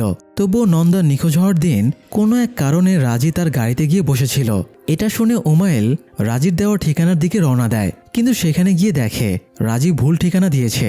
তখন তার সন্দেহ আরও গাঢ় হয়। সে স্থানীয় লোকদের রাজির ছবি দেখিয়ে দেখিয়ে খোঁজ করতে শুরু করে। এদিকে শ্রীকান্ত বিদ্রোহীদের সেফ হাউসের তালিকা পেয়ে মধুকে বলে লোকাল পুলিশ নিয়ে সেগুলো চেক করতে। মধু জানায় এর জন্য জুডিশিয়াল পারমিশন লাগবে আর এতে অন্তত 2 দিন সময় লাগবে। তখন শ্রীকান্ত আর জেকে নিজেদের টিম নিয়ে সেফ হাউসগুলো খুঁজতে বের হয়। যাই হোক, উমাইল অবশেষে রাজিকে খুঁজে বের করে। ঠিক তখনই রাজি ময়লার পলিথিনে করে লাশের টুকরো নিয়ে বের হচ্ছিল। উমাইল তাকে জিজ্ঞাসা করে সে পুলিশকে মিথ্যা ঠিকানা কেন দিয়েছে। রাজি চতুরতার সঙ্গে জানায় সত্য বললে নন্দা যদি পরে এসে তাকে চাকরি থেকে বের করে দিত তাহলে সে কিভাবে খেত, সেই কারণে সে সত্যিটা বলেনি। হঠাৎ উমাইলের নাকে ফরমালিনের তীব্র গন্ধ লাগে। গন্ধের ব্যাপারে প্রশ্ন করলে রাজি বলে বাসার পাশে ড্রেন আছে, ওটার গন্ধ। জিজ্ঞাসাবাদ শেষ করে উমাইল তার ফোর্স নিয়ে চলে যায়। আপাতত রাজি বেঁচে যায়। কিছুক্ষণ পর উমাইলের কাছে খবর আসে একটি বেওয়ারিশ লাশ পাওয়া গেছে। সে নন্দার স্ত্রীকে মর্গে ডেকে পাঠায় লাশ শনাক্ত করার জন্য, কিন্তু লাশ দেখে নন্দার স্ত্রী জানায় এটা নন্দার লাশ নয়। ঠিক তখনই উমাইল মর্গে থেকে সেই একই গন্ধ পায় যা সে রাজির ঘরে পেয়েছিল। সে ডাক্তারকে জিজ্ঞাসা করলে ডাক্তার জানায় এটা ফরমালিনের গন্ধ, লাশ সংরক্ষণের জন্য ব্যবহার করা হয়। এই কথা শুনে এক মুহূর্তে উমাইল পুরো ঘটনাটা বুঝে ফেলে। সে দ্রুত রাজির বাড়ির দিকে রওনা দেয়, কিন্তু পুলিশ আসার আগেই রাজি প্রয়োজনীয় জিনিসপত্র নিয়ে বাসা ছেড়ে বেরিয়ে যায়। পথে সে শ্রীকান্ত আর জেকের মুখোমুখি হয়। শ্রীকান্ত তাকে একটি বিদ্রোহীর সেফ হাউসের ঠিকানা দেখিয়ে জিজ্ঞেস করে জায়গাটা কোথায়। আসলে সেটাই ছিল রাজির নিজের ঠিকানা। ধূর্ততার সঙ্গে রাজি বাড়িটা দেখিয়ে দিয়ে সেখান থেকে সরে পড়ে। শ্রীকান্ত আর জেকে বাড়ির ভেতরে ঢুকে নন্দার টুকরো টুকরো লাশ দেখতে পায়। ঠিক তখনই উমাইল তার ফোর্স নিয়ে সেখানে পৌঁছে যায়। শ্রীকান্ত আর জেকে অপরাধী ভেবে সে দুজনকেই গ্রেপ্তার করে। যাই হোক, উমাইল জেকে ও শ্রীকান্তকে গ্রেপ্তার করে থানায় নিয়ে গিয়ে বন্দি করে। লাশের কাছে জেকে ও শ্রীকান্তকে দেখে উমাইল ধরে নেয় তারাই কালপ্রিট। পুলিশ আসার আগেই তারা লাশ সরানোর চেষ্টা করছিল বলে তার সন্দেহ আরও পোক্ত হয়। জেকে ও শ্রীকান্ত বারবার বোঝানোর চেষ্টা করে যে তারা সেখানে কাজের সূত্রে গিয়েছিল, তারা টাস্কের এজেন্ট। কিন্তু উমাইল তাদের কথা বিশ্বাস করে না, কারণ টাস্ক একটি অত্যন্ত গোপন সংস্থা। সাধারণ মানুষ তো দূরের কথা, পুলিশের অনেকের কাছেও এটার অস্তিত্ব অজানা। পুরো বিষয়টাই টপ সিক্রেট। জেকে একটি কল করার জন্য তার ফোন চাইলে উমাইল রাজি হয় না। শেষ পর্যন্ত রেগে গিয়ে জেকে উমাইলকে এটা সেটা বলতে শুরু করে। এতে উমাইল আরও ভড়কে যায়। সে জেকের ফোন পানিতে ছুঁড়ে ফেলে দিয়ে সেখান থেকে চলে যায়। জেকের উল্টাপাল্টা কথাবার্তার কারণে ঠান্ডা মাথায় পরিস্থিতি সামলাতে না পেরে শ্রীকান্ত জেকেকে কথা শোনাতে থাকে। দুজনের মধ্যে তর্কাতর্কি শুরু হয়ে যায়। পরিস্থিতি দেখে কনস্টেবল জেকে এবং শ্রীকান্তকে আলাদা দুটো সেলে নিয়ে যায়। পরদিন সকালে মুথু এসে শ্রীকান্ত ও জেকেকে ছাড়িয়ে নেয়। মুথু উমাইলের ঊর্ধ্বতন কর্মকর্তা। যখন উমাইল বুঝতে পারে যে জেকে এবং শ্রীকান্ত আসলেই টাস্কের এজেন্ট এবং টাস্ক নামে সত্যি একটা সংস্থা আছে, তখন সে বারবার তাদের কাছে ক্ষমা চাইতে থাকে। তখন জেকে জানায় যে বাড়িতে ঘটনাটা ঘটেছে সেটা ছিল এক বিদ্রোহীর বাড়ি, এই কারণেই তারা সেখানে গিয়েছিল। এটা শুনে উমাইল রাজির ছবি বের করে দেখায় এবং জানায় যে বাড়িটা এই মেয়েটারই। তখন শ্রীকান্তের মনে পড়ে রাজি তাদের ওই ঠিকানাটা দেখিয়ে দিয়েছিল। অর্থাৎ তারা যখন সেই বাড়িতে পৌঁছায় তখনই রাজি মূলত পালিয়ে যাচ্ছিল। এদিকে সুব্বু আগেই জেকের একটি ফোন ভেঙে দিয়েছিল, আর যে নতুন ফোনটা উমাইল পানিতে ভিজিয়ে দিয়েছে সেটার ইএমআই এখনও পুরোপুরি পরিশোধ হয়নি। ফোনটার কথা ভেবে জেকে আফসোস করতে থাকে। উমাইল তাকে পরামর্শ দেয় ফোনটা 24 ঘন্টা চালের ভেতরে রেখে দিতে, তাতে ঠিক হয়ে যাওয়ার একটা সম্ভাবনা আছে। এদিকে রাজি পালিয়ে গিয়ে টাইগার্স এভিয়েশন ফ্লাইং স্কুলে আশ্রয় নেয়, যেখানে তাদের পরবর্তী মিশনের প্রস্তুতি চলছিল। থানা থেকে বেরিয়ে গাড়িতে করে মুথু, জেকে ও শ্রীকান্ত যাচ্ছিল। শ্রীকান্ত ধৃতিকে কথা বলার জন্য কল দেয়, কিন্তু ধৃতি কল কেটে দেয়। এরপর সে অথর্বকে ফোন করে। অথর্ব কল রিসিভ করলে শ্রীকান্ত তার কাছে সূচি এবং ধৃতির খোঁজ নেয়। জানতে পারে সূচি আবারও অফিসে জয়েন করেছে। এরপর অথর্ব মজা করে শ্রীকান্তকে জানায় সে নিয়মিত সব আপডেট দেবে, কিন্তু বিনিময়ে তাকে নতুন মডেলের একটি আইফোন কিনে দিতে হবে। কথা শেষ হলে জেকে হাসতে হাসতে শ্রীকান্তকে বলে তোর ফ্যামিলি তোকে শুধু ইউজই করতেছে। শ্রীকান্ত সঙ্গে সঙ্গে জেকেকে চুপ করতে বলে, কারণ মুতু হিন্দি বোঝে। জেকের বলা সব কথাই সে বুঝতে পারছিল। এরপর দিন উমাইল নন্দার পোস্টমর্টেম রিপোর্ট নিয়ে শ্রীকান্তের অফিসে আসে। সে জানায় রাজি নন্দাকে খালি হাতেই মেরেছিল, সম্ভবত সে একজন ট্রেইন ফাইটার। এরপর উমাইল এই ইনভেস্টিগেশনে শ্রীকান্তের টিমের অংশ হতে চায়।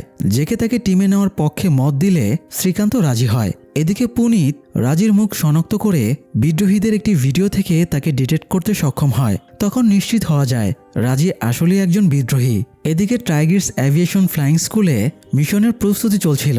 সেলভা ভিদারানিয়ামে বিদ্রোহীদের ব্যবহৃত রেডিও ফ্রিকোয়েন্সির মাধ্যমে তাদের এক সদস্য জেবারাজের সঙ্গে যোগাযোগ করে। জেবারাজের code name local 52। Selva code ভাষায় তাকে প্রস্তুত থাকতে বলে এবং জানায় সে মিশনের সরঞ্জাম আনতে যাবে। তাদের টার্গেট পয়েন্ট ছিল পেড্রো, যেখানে তারা কয়েক বছর আগে বিস্ফোরক লুকিয়ে রেখেছিল। দীর্ঘদিন পর বিদ্রোহীদের ব্যবহৃত সেই রেডিও ফ্রিকোয়েন্সি আবার সক্রিয় হওয়ায় টাস্ক বুঝতে পারে বিদারানিয়ামে বড় কোনো মিশনের পায়তারা চলছে। সঙ্গে সঙ্গে সাম্বিট দীপনের সঙ্গে যোগাযোগ করে ভাস্করকে থামাতে বলে, যাতে সে বা তার দল কোনো ধরনের হামলা চালাতে না পারে। দীপন ভাস্করের সঙ্গে গিয়ে দেখা করে এবং তার কোনো পরিকল্পনা আছে কিনা সেটা বোঝার চেষ্টা করে। কথাবার্তার মধ্যেই সে বুঝতে পারে ভাস্করের কিছু একটা উদ্দেশ্য আছে, সে কিছু করতে যাচ্ছে। সেখান থেকে বেরিয়ে দীপন সাম্বিটকে কল করে সব জানায়। একই সঙ্গে ভাস্করের অজান্তেই বাইরে দুজন লোক রেখে যায়, যারা 24 ঘন্টা ভাস্করের ওপর নজর রাখবে। এদিকে মুথু রেডিও ফ্রিকোয়েন্সি ট্র্যাক করে সেলভা ও জেবারাজের কথোপকথন ধরে ফেলে। ইনভেস্টিগেশনে তারা দুইটি লিড পায়, একটি ভিদারানিয়াম জায়গাটা আর অন্যটি লোকাল 52। তারা সিদ্ধান্ত নেয় ভিদারানিয়ামে গিয়ে লোকাল 52-র বিষয়ে তদন্ত করবে। মুথু তখন সতর্ক করে দেয় ওখানে ইনভেস্টিগেশনে গেলে খুব সাবধান থাকতে হবে, কারণ এলাকার অনেক মানুষই বিদ্রোহীদের সমর্থন করে। তাদের চোখে বিদ্রোহীরা সন্ত্রাসী নয়, বরং ফ্রিডম ফাইটার। তাছাড়া এই মিশনের সঙ্গে রাজির নামও জড়িত, এটা তারা ইতিমধ্যেই জেনে গেছে। তাই শ্রীকান্ত বলে যাওয়ার আগে শ্রীলঙ্কা সরকারের কাছ থেকে রাজির সব তথ্য সংগ্রহ করতে হবে, তাহলে বোঝা যাবে এই মিশনে রাজির সঙ্গে আর কারা কারা জড়িত। নিরাপত্তার কারণে সেলভা হাইওয়ে রোড ধরে একটি লরি নিয়ে ভিদারানিয়ামের উদ্দেশ্যে রওনা হয়। সাজিদ ও রাজি আলাদা গাড়িতে কোস্টাল রোড দিয়ে যায়। ভিদারানিয়ামে গিয়ে তারা একত্র হওয়ার কথা। রাজি দৃঢ় ব্যক্তিত্ব ধীরে ধীরে সাজিদকে ইমপ্রেস করতে থাকে। এদিকে জেকে উমাইলকে সঙ্গে নিয়ে ফোন কিনতে যায়। স্মার্টফোনের দাম বেশি হওয়ায় শেষ পর্যন্ত তারা একটি বাটন ফোনই কিনে নেয়। অন্যদিকে সুচির অফিসে তার বস সুচি এবং অরবিন্দকে জানায় পরের সপ্তাহে একটি কাজের জন্য তাদের দুজনকে লন্ডন যেতে হবে। সুচি বসকে জিজ্ঞেস করে না গেলেও চলবে কিনা, কিন্তু বস স্পষ্ট জানিয়ে দেয় যেতেই হবে। এদিকে দীপনের লোকেরা ভাস্করের ওপর নজর রাখছে। এই খবর মেজর সামিরের কানে পৌঁছে যায়। সে তার লোককে পিৎজা ডেলিভারি ছদ্মবেশে ভাস্করের কাছে পাঠায়। পিৎজার বাক্সের নিচে লুকানো ছিল আন্ডারগ্রাউন্ড হওয়ার যাবতীয় সরঞ্জাম, সঙ্গে একটি ফোন। সেই ফোনে সামির কল করে ভাস্করকে আন্ডারগ্রাউন্ড হতে নির্দেশ দেয়। ভাস্কর দীপনের নিয়োগ করা লোকদের চোখ ফাঁকি দিয়ে সেখান থেকে বেরিয়ে যায়। কিছুক্ষণ পর দীপনের লোকেরা খেয়াল করে ভাস্কর হঠাৎ করে উধাও। প্রায় চোখের সামনে থেকেই ভাস্কর গায়েব হয়ে যাওয়ায় সাম্বিত প্রচণ্ড রেগে যায়। সে দীপনকে যেভাবেই হোক ভাস্করকে খুঁজে বের করার নির্দেশ দেয়। এরপর দীপন নিজের গুপ্তচরদের মাধ্যমে ভাস্করকে খুঁজে বের করার পায়তারা শুরু করে। যাই হোক, পথে যেতে যেতে সাজিদ রাজিকে জিজ্ঞেস করে ভিদারানিয়ামে তারা কার কাছে যাচ্ছে। রাজি জানায় তারা যাচ্ছে জেভারাজ নামের এক স্মাগলারের কাছে। ভিদারানিয়াম থেকে পয়েন্ট পেড্রোতে যেতে হবে নৌকায়। কোস্টগার্ডদের টহলের সময়সূচি জেভারাজ ভালোভাবে জানে, তাই তাদের চোখ এড়িয়ে পয়েন্ট পেড্রোতে পৌঁছাতে তার সাহায্য নেবে তারা। রাজি আরও জানায় আগে বিদ্রোহীদের মূল ঘাঁটি ছিল ভিদারানিয়ামে, সেখান থেকেই সব ধরনের সাপ্লাই আসতো। তার মানে ভিদারানিয়ামে বিদ্রোহীদের অনেক সমর্থক আছে, ফলে শ্রীকান্তের পক্ষে সেখানে তদন্ত চালানো সহজ হবে না। শ্রীকান্ত, উমাইল, জেকে, মুথু ও মিলিন্দ ভিদারানিয়ামে পৌঁছায়। তারা আগেই লোকাল পুলিশকে ইনফর্ম করে বিদ্রোহীদের সমর্থক সন্দেহে কয়েকজনকে থানায় এনে রাখতে বলে, কিন্তু জিজ্ঞাসাবাদ করেও কোনো ফল পাওয়া যায় না, কারণ স্থানীয়দের ধারণা বিদ্রোহ অনেক আগেই শেষ হয়ে গেছে। কয়েক বছর ধরেই বিদ্রোহীদের কোনো তৎপরতা নেই। এদিকে জেভারাজ একটু মাতাল প্রকৃতির মানুষ, বেশিরভাগ সময়ই সে মদ্যপ অবস্থায় থাকে। সিলভা তাকে একটি বার থেকে ডেকে নিয়ে আসে এবং জানতে চায় এই অবস্থায় সে কাজ করতে পারবে কিনা। জেভারাজ আত্মবিশ্বাসের সঙ্গে জানায় সে পারবে, আগেও তো করেছে। যাই হোক, তারা সবাই সৈকতে গিয়ে পৌঁছায়। জেভারাজ জানায় রাত 1:45 থেকে 2:30 পর্যন্ত ওই এলাকায় কোস্টগার্ডের কোনো টহল থাকে না। এই সময়ের মধ্যেই পয়েন্ট পেড্রোতে গিয়ে কাজ ছেড়ে নিতে হবে। আর যাই হোক না কেন 3:45 থেকে 4:30 মধ্যে অবশ্যই ফিরে আসতে হবে। সিলভা জানায় সে সেখানেই থেকে পাহারা দেবে ও অপেক্ষা করবে। এরপর সে রাজিজ, সাজিদ ও জেভারাজকে বিস্ফোরক আনতে পাঠায়। জিপিএস ট্র্যাকিংয়ের সাহায্যে তারা বিস্ফোরকের কাছে পৌঁছে যায়, যা মাটির নিচে লুকানো ছিল। রাজি ও সাজিদ বিস্ফোরকের বক্স বের করার জন্য গর্ত খুঁড়তে থাকে, আর জেভারাজ এক পাশে বসে মদ খেতে খেতে মাতলামি করতে থাকে। তার চিৎকার আর বেহুদা আচরণে রাজি ভীষণ বিরক্ত হয়ে ওঠে। গর্ত খোঁড়া শেষ করে যখন তারা বিস্ফোরক বের করতে যাচ্ছে, ঠিক তখনই সেখানে শ্রীলঙ্কার সেনাবাহিনীর 2 সদস্য হাজির হয়। তারা বেইজে খবর পাঠানোর আগেই রাজি দুজনকেই মেরে ফেলে। সেনাবাহিনীর সদস্যদের হত্যা হতে দেখে জেভারাজ আতঙ্কিত হয়ে চিল্লাপাল্লা শুরু করে। এই কারণে রাজি তাকেও হত্যা করে।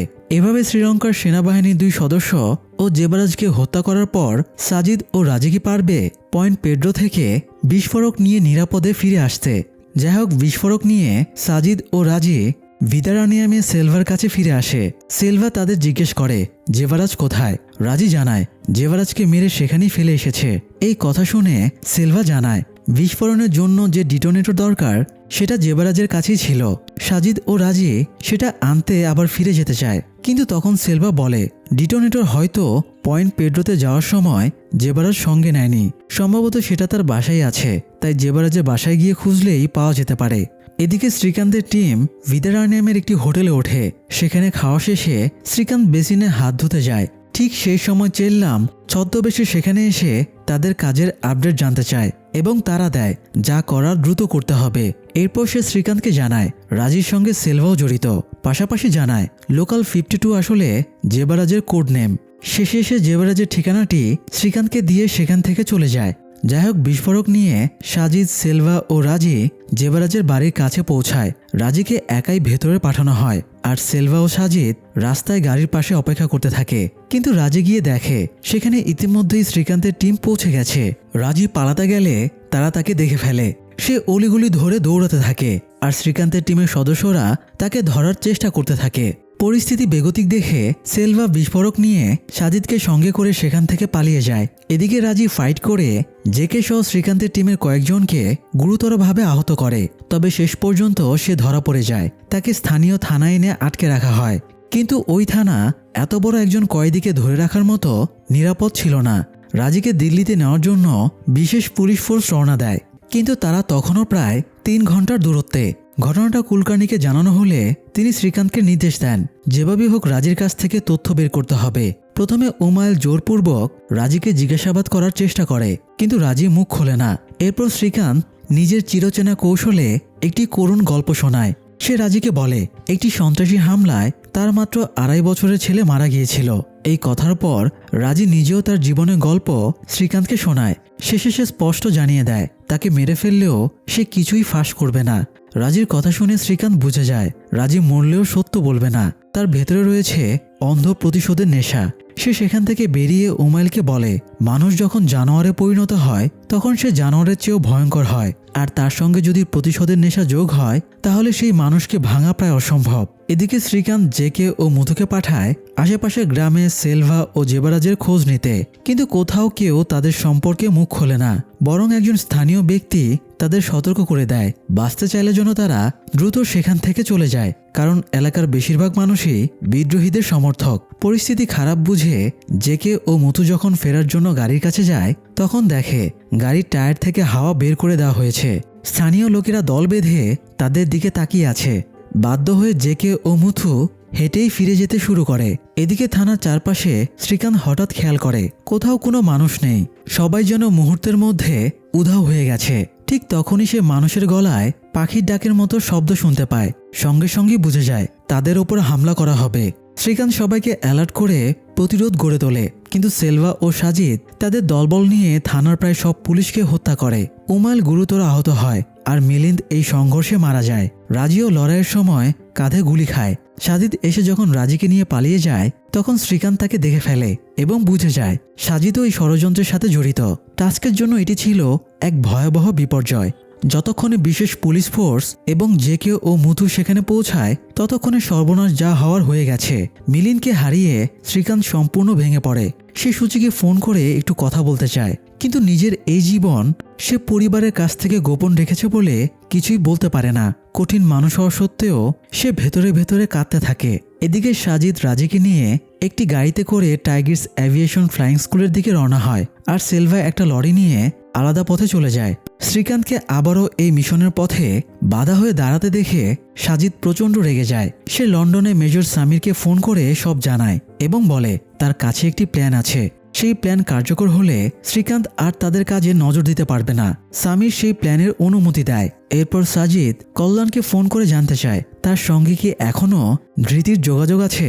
কল্যাণ অস্বীকার করে, কিন্তু তখন সৈয়দ সাজিদকে জানায় কল্যাণের এখনও ধৃতির সঙ্গে যোগাযোগ রয়েছে। যাই হোক, সাজিদ কল্যাণকে নির্দেশ দেয় কালকের মধ্যেই ধৃতিকে নিজেদের আয়ত্তে আনতে হবে, অর্থাৎ ধৃতিকে আটক করতে হবে। কল্যাণ ধৃতিকে টেক্সট করে পরদিন দেখা করার কথা বলে। ধৃতিও খুশি মনে রাজি হয়ে যায়। সে একদমই জানে না তার জন্য সামনে কি অপেক্ষা করছে। যাই হোক, কুলকার্নি শ্রীকান্তকে কল করে জানায় পয়েন্ট পেড্রোতে একজন ভারতীয় নাগরিকের লাশ পাওয়া গেছে। লাশের বর্ণনা জেবারাজের সঙ্গে মিলে যায়। এটা শুনে শ্রীকান্ত টিমকে বলে যদি রাজি জানতই যে জেবারাজ মারা গেছে তাহলে সে জেবারাজের বাড়িতে গিয়েছিল কেন? নিশ্চয়ই সেখানে এমন কিছু ছিল যার জন্য তাকে সেখানে যেতে হয়েছে। শ্রীকান্ত জেকে এবং মুথুকে জেবারাজের বাড়ি সার্চ করতে পাঠায়। সেখানে গিয়ে তারা একটি ডিটোনেটর খুঁজে পায় যা বিস্ফোরক অ্যাক্টিভেট করার জন্য প্রয়োজনীয়। এতে শ্রীকান্তের টিম টেরোরিস্টদের মিশন সম্পর্কে আরও এক ধাপ এগিয়ে যায়। তারা বুঝতে পারে টেরোরিস্টদের মূল পরিকল্পনাই হলো বড় ধরনের বিস্ফোরণ ঘটানো। এদিকে ডিটোনেটর হারালেও টেরোরিস্টদের তেমন ক্ষতি হয় না, কারণ সাজিদ নিজেই ডিটোনেটর বানাতে পারে। কিন্তু আসল সমস্যা অন্য জায়গায়। তাদের পরিকল্পনা ছিল প্লেনের মাধ্যমে সভাস্থলে বিস্ফোরণ ঘটানো, আর সেটা একমাত্র রাজি করতে পারে, অন্য কেউ নয়। কিন্তু রাজি তখনও গুরুতর আহত। গুলি বের করা হলেও প্রচুর রক্তক্ষরণ হয়েছে। ডাক্তারের চিকিৎসা না পেলে তার অবস্থা আরও খারাপ হচ্ছিল। কার্তিক গিয়ে একজন ডাক্তার ডেকে আনে। গুলির ক্ষত দেখে ডাক্তার প্রথমে চিকিৎসা করতে চায় না, পরে ভয় পেয়ে সে রাজির চিকিৎসা শুরু করে, আর ধীরে ধীরে রাজির অবস্থার উন্নতি হতে থাকে। এদিকে কল্যাণ সিনেমা দেখার অজুহাতে ধৃতিকে ডাকে। ধৃতি তার বান্ধবী মাহিমাকে কল করে জানায় যদি তার মা কল করে তাহলে যেন মাহিমা বলে ধৃতি তার সঙ্গে মলে গেছে, সে কল্যাণের সঙ্গে সিনেমা দেখতে যাবে। মাহিমা ধৃতিকে হেল্প করতে রাজি হয়, কিন্তু বাসা থেকে বের হওয়ার আগে ধৃতি তার মায়ের সঙ্গে তীব্র কথা কাটাকাটি করে। ধৃতি সুচিকে বলে সে জানে শ্রীকান্ত আর সুচির একদিন ডিভোর্স হয়ে যাবে। রাগ নিয়ে সে মলে চলে যায় সিনেমা দেখতে। সিনেমা শেষ হলে কল্যাণ ধৃতিকে বলে আজ তার বাসায় কেউ নেই, কিছু সময় সেখানে কাটানোর প্রস্তাব দেয়। ধৃতি ও কল্যাণের বাসায় যেতে রাজি হয়ে যায়। মলের পার্কিংয়ে কল্যাণ বাইক বের করার সময় ধৃতি তার মাকে কল করে জানায় সে মাহিমার বাসায় অ্যাসাইনমেন্ট করছে, ফিরতে দেরি হবে। সুচি তখন তাকে আনতে যেতে চায়, কিন্তু ধৃতি বলে সে একাই রিকশায় করে ফিরে আসবে। এরপর ধৃতি মাহিমাকেও কল করে জানিয়ে দেয় যদি সুচি কল করে তাহলে যেন মাহিমা বলে ধৃতি তার সঙ্গে অ্যাসাইনমেন্ট করছে। বাস্তবে ধৃতি তখন কল্যাণের বাসার দিকে যাচ্ছে। এদিকে মলে সৈয়দও উপস্থিত ছিল কল্যাণ ঠিকমতো কাজ করছে কিনা সেটা নজরে রাখার জন্য। কল্যাণ ধৃতিকে বাসায় নিয়ে গিয়ে তাকে বন্দি করে ফেলে, তার পায়ে লোহার চেইন দিয়ে লক করে হাত বেঁধে রাখে। সাজিদের নির্দেশ ছিল সে পৌঁছানো পর্যন্ত ধৃতিকে বন্দি করে রাখবে। কল্যাণের এই আচরণে ধৃতি হতবাক হয়ে যায়। সে জিজ্ঞেস করে কেন তাকে কিডন্যাপ করা হলো, কেনই বা ভালোবাসার অভিনয় করা হয়েছিল। কল্যাণ তখন জানায় ধৃতির বাবার জন্যই তাকে কিডন্যাপ করা হয়েছে। ধৃতি অবাক হয়ে বলে তার বাবার তো এত টাকাই নেই, তাহলে কিডন্যাপ কেন? সে জানতই না তার বাবা টাস্কে কাজ করে, একজন এজেন্ট। তার ধারণা ছিল তার বাবা শুধু একটি আইটি কোম্পানিতে চাকরি করে। কল্যাণের মুখ থেকেই প্রথম সে জানতে পারে তার বাবা আসলে একজন গোপন এজেন্ট। এদিকে রাত প্রায় 10টা বেজে যায়, কিন্তু ধৃতি বাসায় ফেরে না। সুচি বারবার তার ফোনে কল করতে থাকে, কিন্তু কেউ রিসিভ করে না। সুচি তখন ভীষণ চিন্তায় পড়ে যায়। সে মাহিমাকে কল করলে মাহিমা মিথ্যা বলে জানায় ধৃতি একটু আগেই তার বাসা থেকে বের হয়েছে। তো সুচি ফোন রেখে দিলে মাহিমা ধৃতির নম্বরে কল করে। কলে না পেয়ে সে টেক্সট করে জানায় তার মা ফোন করেছিল। রাত 11টা পেরিয়ে গেলে ধৃতি না ফেরায় সুচি আবার মাহিমাকে কল করে এবং কড়া ভাষায় জিজ্ঞেস করে ধৃতি ঠিক কখন বের হয়েছে। সত্যি কথা না বললে সে পুলিশকে জানাবে। ভয়ে মাহিমা তখন সত্যিটা বলে দেয় ধৃতি তার বয়ফ্রেন্ডের সঙ্গে সিনেমা দেখতে গিয়েছিল, পরে তার বাসায় গেছে। সুচি বয়ফ্রেন্ডের নাম জানতে চাইলে মাহিমা জানায় তার নাম কল্যাণ। সুচি ছেলেটা ছবি চাইলে মাহিমা বলে কোনো ছবি নেই। 1-2বার দেখা হলেও কল্যাণ ছবি তুলতে রাজি হয়নি, সম্ভবত সে লাজুক ধরনের ছেলে। মাহিমার সঙ্গে কথা শেষ করে সুচি পুরোপুরি আতঙ্কিত হয়ে পড়ে।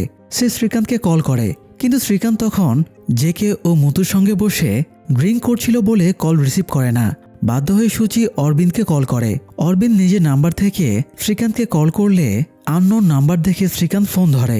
পরিচয় জানিয়ে অরবিন্দ সুচির হাতে ফোন দেয়। সুচি ধৃতির সব কথা শ্রীকান্তকে জানায়। ধৃতির বয়ফ্রেন্ড আছে শুনে শ্রীকান্তও কিছুটা অবাক হয়, কিন্তু সে দ্রুত বুঝে যায় কিছু একটা ঘটতে চলেছে।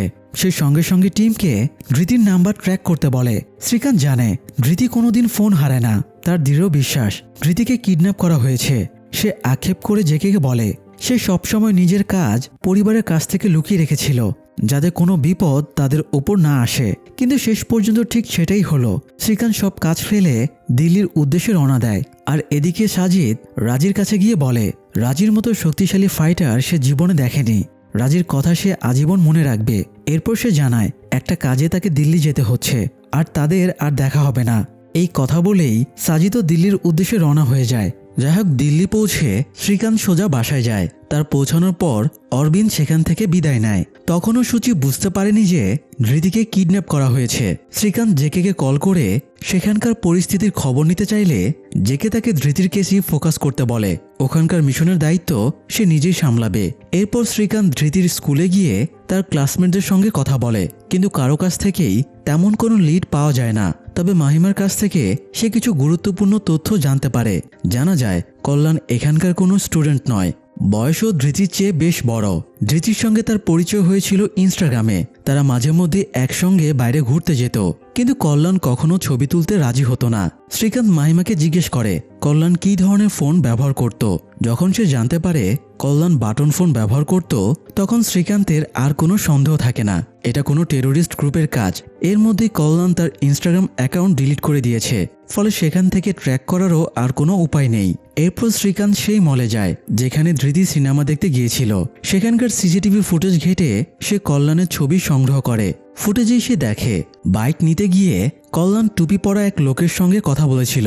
পরে কল্যাণ যখন ধৃতিকে নিয়ে মল থেকে বের হয়, তখন সেই লোকটাও আরেকটা বাইকে তাদের পিছু নেয়। এদিকে সাজিদের নির্দেশে কল্যাণ ও সৈয়দ ধৃতিকে চড়থাপ্পড় দিয়ে সেই ভিডিও সুচির ফোনে পাঠায়। তখনই সূচি জানতে পারে ধৃতিকে কিডন্যাপ করা হয়েছে। কিছুক্ষণ পর সাজিদ শ্রীকান্তকে কল করে জানায় ধৃতি এখন তার কবজায়, সে যা বলবে তা না মানলে ধৃতিকে মেরে ফেলবে। তবে শর্ত মানার আগে শ্রীকান্ত নিজের মেয়ের সঙ্গে একবার কথা বলতে চায়। সাজিদ জানায় রাত 8টার দিকে সেই ব্যবস্থা করা হবে। রাত 8:15 পর কল আসে। শ্রীকান্ত আর সূচি ধৃতির সঙ্গে কথা বলার সুযোগ পায় এবং তাকে সান্ত্বনা দেয় যে করেই হোক তারা তাকে উদ্ধার করে আনবেই। এরপর শ্রীকান্ত কল্যাণের সঙ্গে কথা বলে, তাকে বলে ধৃতিকে যদি সে একটুও পছন্দ করে থাকে তাহলে যেন তার কোনো ক্ষতি হতে না দেয়। এদিকে জেকে আর মুথু মিশনের বিষয়টি নিয়ে তদন্ত চালিয়ে যেতে থাকে। তাদের টিমের সদস্য পুনিত সেলভার খোঁজ নিতে গিয়ে তারা প্লেনের সামনে সেলভা আর রাজির একটি একসঙ্গে তোলা ছবি দেখতে পায়। তখনই তারা বুঝতে পারে দুজনেই বিদ্রোহীদের এয়ারফোর্সে কাজ করত।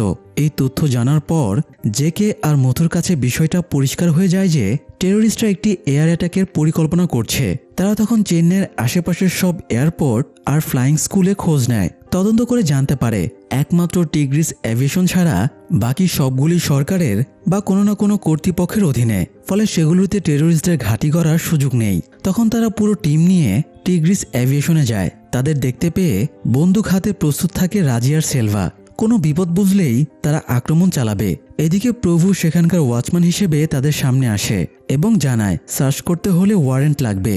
ওয়ারেন্ট আনতে গাড়িসহ টিমের একাংশকে পাঠিয়ে দিয়ে জেকে আর মুথু অপেক্ষা করতে থাকে। এ সময় কার্তিক বেরিয়ে এসে নিজেকে সেখানকার ম্যানেজার বলে পরিচয় দেয়। রাত হয়ে যাওয়ায় সে তাদের সেদিনের মতো চলে গিয়ে পরদিন আসতে বলে, কিন্তু জেকে জানিয়ে দেয় ওয়ারেন্ট না আসা পর্যন্ত তারা এখান থেকে যাবে না। তখন প্রভুকে দায়িত্বে রেখে বাড়ি যাওয়ার ভান করে কার্তিক সেখান থেকে চলে যায়।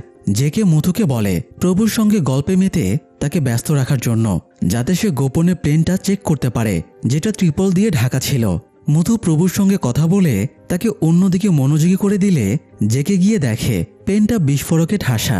এদিকে সবকিছু গোপনে নজরে রাখছিল রাজি আর সেলভা। জেকে সত্যটা জেনে গেছে বুঝতেই তারা বেরিয়ে এসে গুলি চালাতে শুরু করে।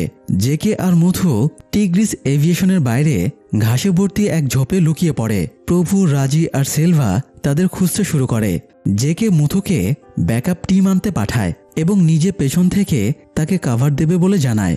দীর্ঘক্ষণ খোঁজাখুঁজির পর রাজির দল যখন ভাবে জেকে আর মুথু পালিয়ে গেছে তখন তারা সার্চ বন্ধ করে ফিরে যেতে শুরু করে। ঠিক সেই সময় সুযোগ বুঝে জেকে পালাতে গেলে রাজি তাকে দেখতে পেয়ে গুলি ছোড়ে। গুলিটা জেকের কাঁধে লাগে কিন্তু বের হয়ে যায় না, তাই রক্তক্ষরণ তুলনামূলক কম হয়। হাইওয়ের কাছাকাছি গিয়ে সে জ্ঞান হারিয়ে ফেলে।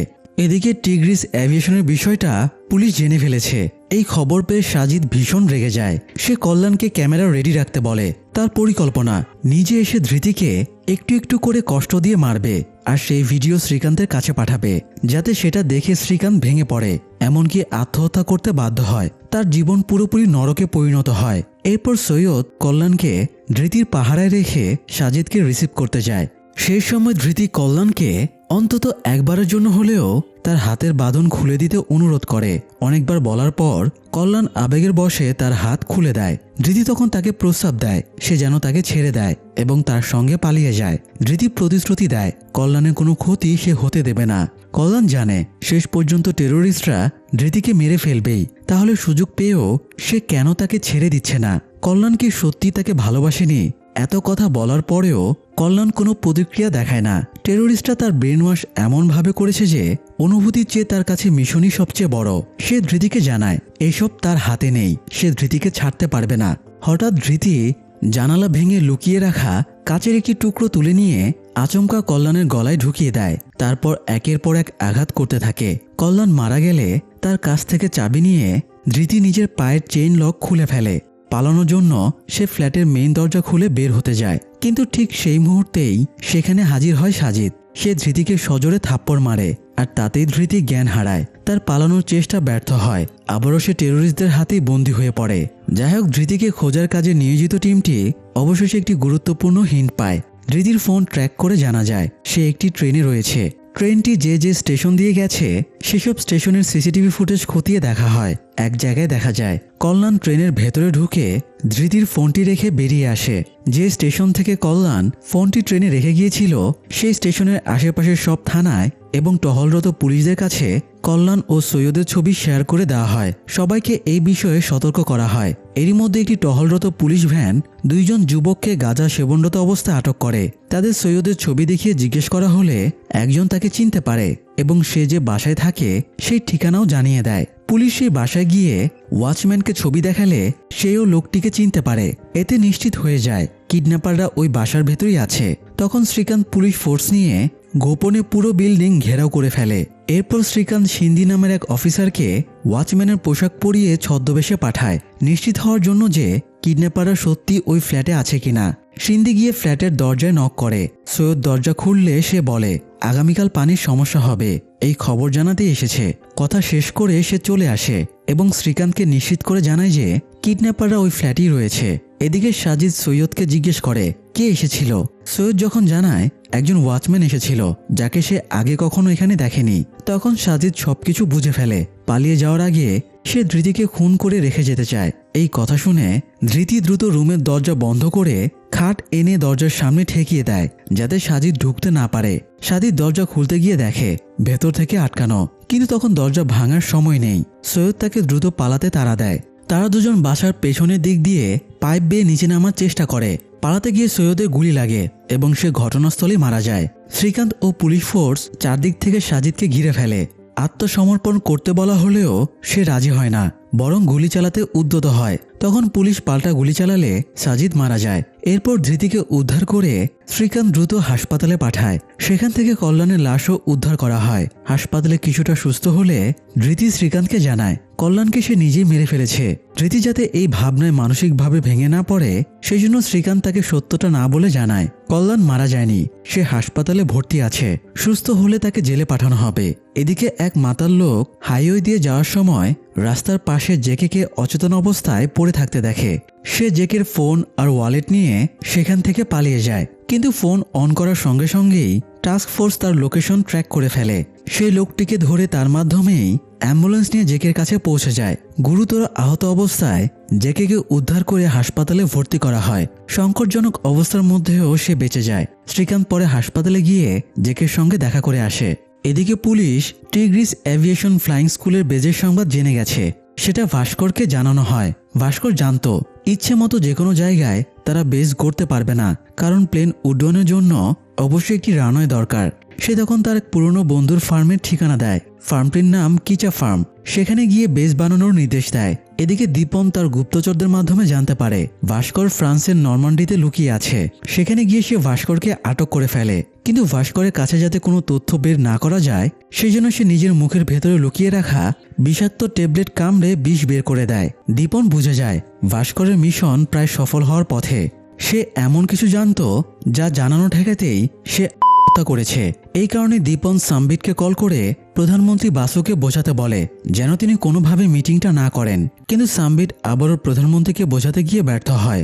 এরপর সেলভা, রাজি, কার্তিক আর প্রভু প্লেনের সব পার্টস খুলে আলাদা করে ফেলে। সেগুলো লরিতে তুলে তারা তাদের পরবর্তী বেজের দিকে রওনা হয়। পথে রাজি সেলভাকে বলে রাস্তায় তো পুলিশ চেকপোস্ট থাকবে, এভাবে যাওয়া খুবই ঝুঁকিপূর্ণ। সেলভা তাকে আশ্বস্ত করে বলে পুলিশ প্লেন নিখোঁজ হওয়ায় সেটাকে আকাশেই খুঁজবে, রাস্তায় নয়। তারা যে লরিতে করে প্লেন বহন করছে সেটা পুলিশ কল্পনাও করবে না। কিন্তু এক চেকপোস্টে এসে লরিসহ তাদের আটকে দেওয়া হয়। দায়িত্বে থাকা অফিসার জিজ্ঞেস করে লরিতে কি আছে এবং সেটা দেখতে চায়। লরি খুলে তারা প্লেনের কিছু ধাতব অংশ দেখিয়ে বলে এগুলো উইন্ডমিলের যন্ত্রাংশ, তাদের নিজস্ব ফার্ম আছে তাই সেগুলো নিয়ে যাচ্ছে। অফিসার তখন জানতে চায় এই ধরনের পণ্য বহনের জন্য তাদের কোনো লাইসেন্স আছে কিনা। তারা বোঝানোর চেষ্টা করে তাদের ফার্ম ছোটখাটো তাই এখনো লাইসেন্স করা হয়নি, কিন্তু অফিসার এসব কথায় পাত্তা দেয় না এবং লরিসহ তাদেরকে আটকে রাখে। এ সময় অফিসার বারবার রাজির দিকে অদ্ভুত দৃষ্টিতে তাকাচ্ছিল। রাজি বিষয়টা বুঝে ফেলে এবং সেই সুযোগ কাজে লাগায়। সে অফিসারকে আলাদা করে ডেকে নিয়ে তার সঙ্গে ইন্টিমেট হয় এবং বিনিময়ে লরি ছেড়ে দেওয়ার অনুরোধ করে। শেষ পর্যন্ত অফিসার লরিসহ তাদের সবাইকে ছেড়ে দেয়। তারা কিচা ফার্মে গিয়ে পৌঁছায়। ফার্মটির চারপাশে বিস্তীর্ণ খালি জায়গা। সেখানেই তারা আবার নিজেদের প্লেন জোড়া লাগাতে শুরু করে এবং অপারেশনের জন্য প্রস্তুত হতে থাকে। এদিকে প্রধানমন্ত্রী বাসু ও রূপাতুঙ্গার বৈঠকের দিন এসে যায়। টাস্কের টিম তখনও প্লেনের কোনো হদিস পায়নি।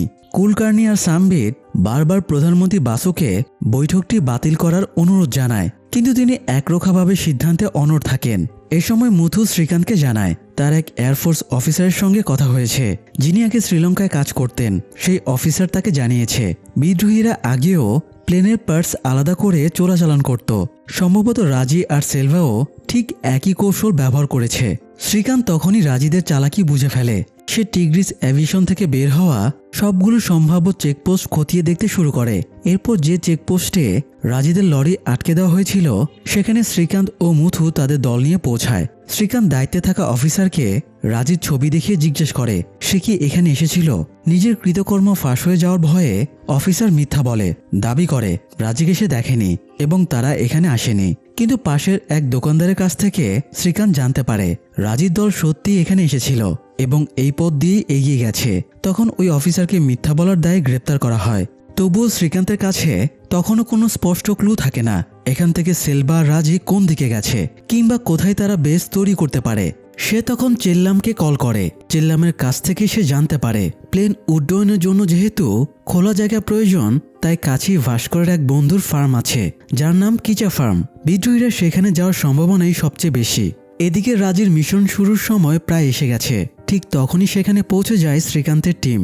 বিদ্রোহীদের সঙ্গে দীর্ঘক্ষণ গোলাগুলিতে টাস্ক ও পুলিশের অনেক সদস্য মারা যায়, পাশাপাশি বহু বিদ্রোহীও মারা যায়। পরিস্থিতি নিয়ন্ত্রণের বাইরে চলে যাচ্ছে বুঝতে পেরে রাজি দ্রুত প্লেন উড্ডয়নের চেষ্টা করে। জিপে করে শ্রীকান্ত ও মুথু প্লেনের পিছু নেয় এবং গুলি চালাতে থাকে। উড্ডয়নের আগেই একটি গুলি প্লেনের ডানায় লাগে, সঙ্গে সঙ্গে আগুন ধরে যায়। প্লেনটা অল্প কিছুটা উপরে উঠেই আকাশে বিস্ফোরিত হয়। এদিকে প্রধানমন্ত্রী বাসুর বৈঠক নির্বিঘ্নে সম্পন্ন হয়। শ্রীকান্ত ও টাস্কফোর্সের আত্মত্যাগ ও নিরলস প্রচেষ্টায় বিদ্রোহীদের ভয়ঙ্কর মিশন শেষ পর্যন্ত ভণ্ডুল হয়ে যায়। এই সাফল্যের পর প্রধানমন্ত্রী বাসু নিজ হাতে শ্রীকান্ত, জেকে আর মুথুকে সম্মাননা প্রদান করেন।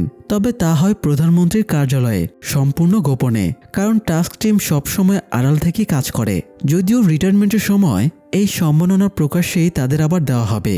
বাড়ি ফিরে খাওয়ার টেবিলে বসে শ্রীকান্ত সুচি আর ধৃতির কাছে পুরো ঘটনাটা খুলে বলে। অথব তখনও ছোট, তাই এই কথাবার্তার সময় তাকে আইসক্রিম দিয়ে অন্যদিকে ব্যস্ত রাখা হয়। খাওয়া শেষে কিচেনে শ্রীকান্ত আর সুচি কফি খাচ্ছিল। সেই সময় সুচি শ্রীকান্তকে কিছু একটা বলতে চায়, খুব ব্যক্তিগত, খুব গোপন কিছু। বলার আগেই সে কেঁদে ফেলে। কিন্তু শেষ পর্যন্ত সে কি বলতে চেয়েছিল সেটা আর আমরা জানতে পারি না। তবে কি সুচি অরবিন্দের সঙ্গে তার সম্পর্কের কথা শ্রীকান্তকে বলতে যাচ্ছিল? শ্রীকান্ত কি এমন একটা সত্য মেনে নিতে পারবে, নাকি এখান থেকেই তাদের সম্পর্ক ভেঙে পড়বে? যাই হোক, করোনার সময় যখন পুরো ভারত জুড়ে লকডাউন চলছে, তখনই টেরোরিস্টদের একটি নতুন গ্রুপ আরেকটি ভয়ঙ্কর মিশনের ছক কষতে শুরু করে। সেই মিশন কি তা জানতে হলে দেখতে হবে আমাদের পরের video, the family man season 3 এর এক্সপ্লেনেশন। খুব শীঘ্রই আমরা দি ফ্যামিলি ম্যান সিরিজের সিজন 3 নিয়ে আসব। সেই পর্যন্ত সবাই ভালো থাকুন, সুস্থ থাকুন। ধন্যবাদ।